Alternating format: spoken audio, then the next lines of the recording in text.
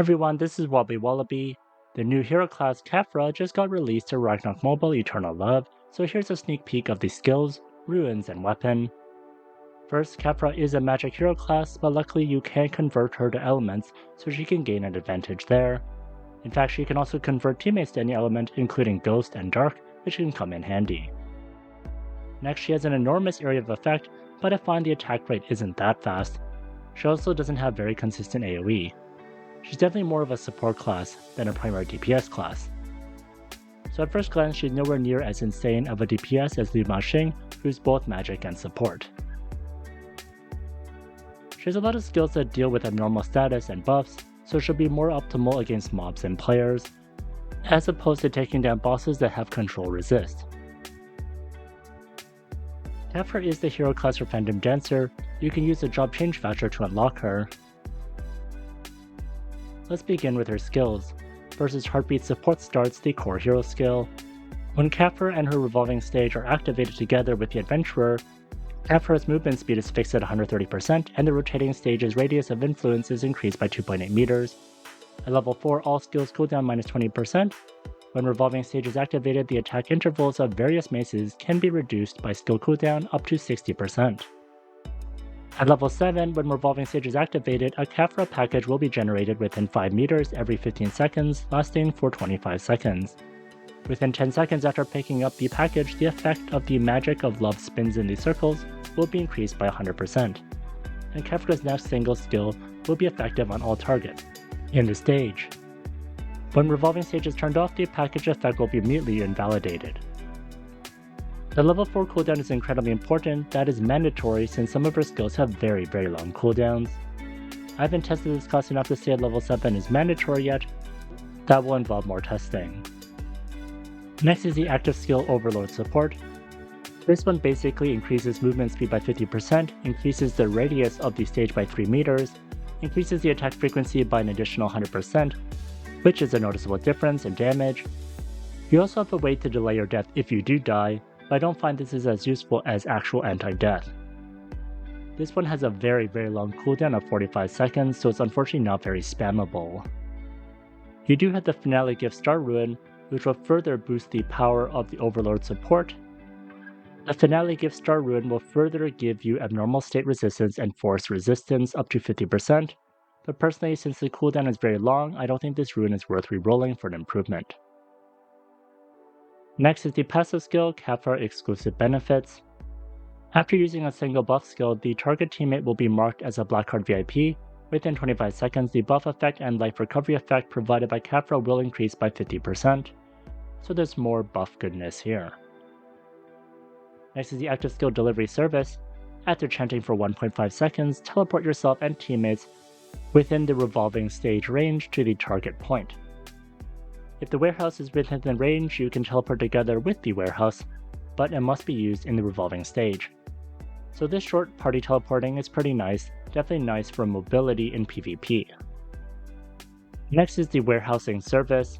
It's definitely a ton of text, but basically to summarize, you can gain temporary invincibility and you have res, so another competitor for Saints for res.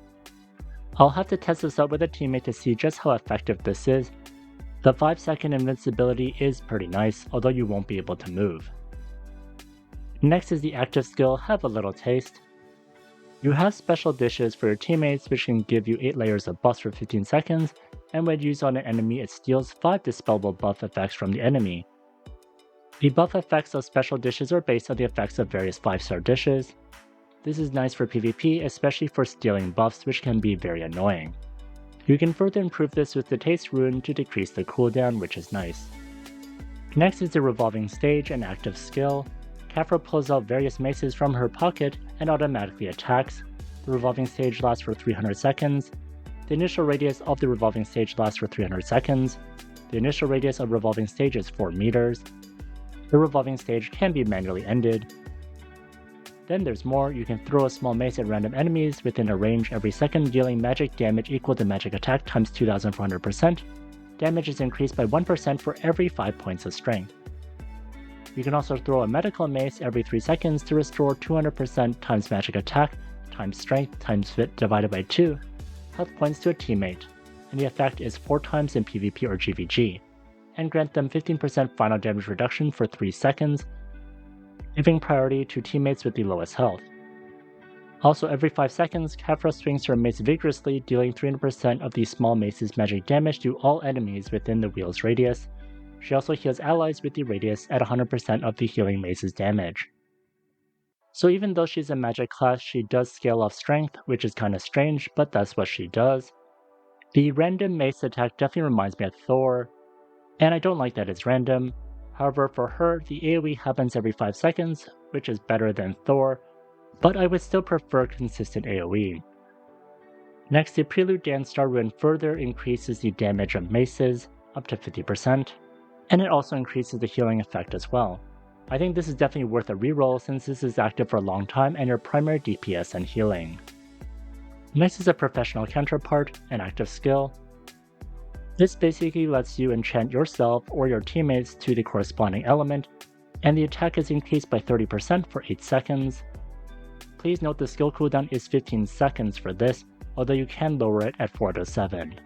Then it goes down to about 11 seconds. So for the checkbox it says does it take effect on teammates, so you can definitely make that optional. And as you scroll down you can select all elements, which is very flexible. I do like a lot of elemental control and I do love that they give her this flexibility. This is something that you'll need to recast constantly, and unfortunately there is a gap where the cooldown is happening so you cannot recast. Although this is just with default gear, I don't have any skill reduction gear right now. You can further have the customized Service Star Rune, which will give up to 1 to 20% physical penetration and magic penetration. This is definitely worth a reroll and will make this very strong buff. Next is Delivery, Abnormality, an active skill. You get something that looks like a mimic that bites the enemy, causing them to be unable to move, causing magic damage equal to magic attack times 1920% per second for 5 seconds, and has a 30% chance to remove one piece of equipment from the target, giving priority to armor parts, and lasts for 10 seconds. This is some nice damage over time to a single enemy, and really nice for PvP to strip stuff. I guess this is where it's related to Phantom Dancer. There's also the Ruin Package Detention Ruin. The target will receive up to 30% more damage from Kafra. Next is the Magicka Love Spins in Circles, a passive skill. You gain 30% skill damage bonus, skill damage reduction, and auto attack damage reduction, and for each teammate in the stage an additional 3% skill damage is added.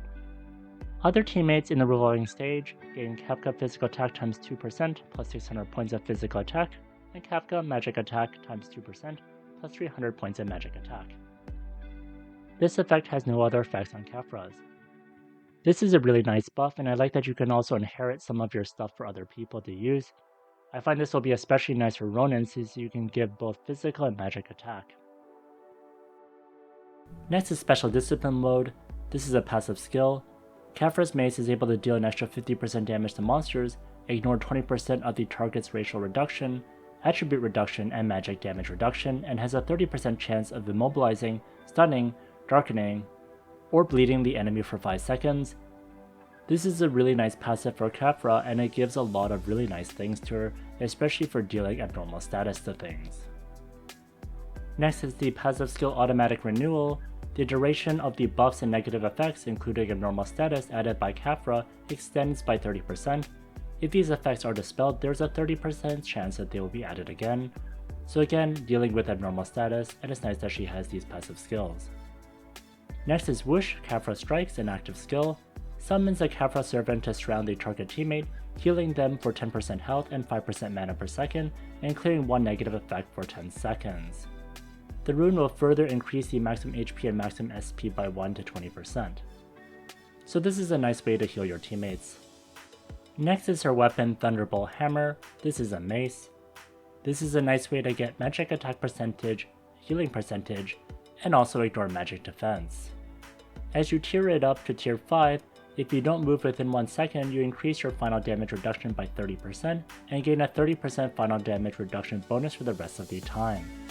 So this is definitely a nice tier 5 effect, and I'm also glad they didn't add a Refine 15 only bonus thing for tier 5, that made some classes really unfair. Next for the base weapon, these are the materials to make it.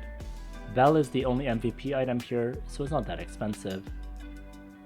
Next, to craft the synthesis weapon, these are the materials that are required. You'll need the advanced survival rod as well as crush staff. Next, here's the gear that Kafra can use. It is interesting that it's not the Phantom Dancer gear, and instead a lot of the maces across various classes, so you have a huge variety of various things that you can use, and the Lex Hammer is definitely an interesting choice. Well, that's it for now. I hope you enjoyed the sneak peek. I'll definitely be covering these in more detail as well as showing PvE runs in the near future, so stay tuned. If you enjoyed this video, please like, comment, and subscribe.